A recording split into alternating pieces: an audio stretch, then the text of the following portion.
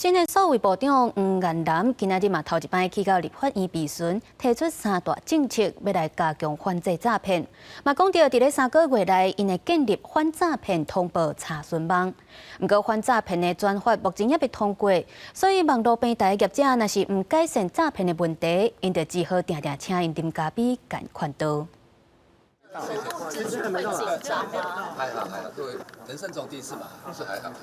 司法部长黄岩南上任了后，头一届去立法院进行报告，推出3项新的政策，包括推动掠诈骗、强化数位韧性、发展数位经济，按算伫2年内培训1000个治安人才，打造数位高速路网，而且按算伫3个月内建立掠诈骗通报查询网，可以把那个讯息贴在我们这样的一个通报查询网。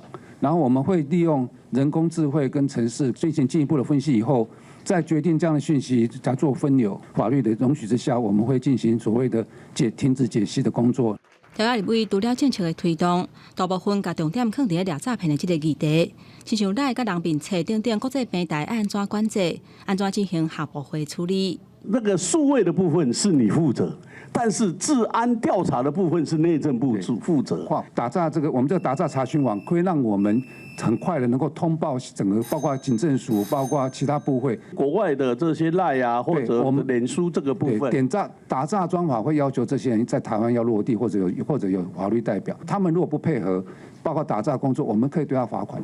虽然是无法可管，对，现在是无法，但是期望很快。但是你应该要求这些平台业者啦。我会常常找他们来我办公室喝咖啡了，我还会威胁他们。造成甚小，喝咖啡不止喝咖啡，还威胁。不是威胁业者，应该是督促。但我用词不当，对，请你更正哈。对，好。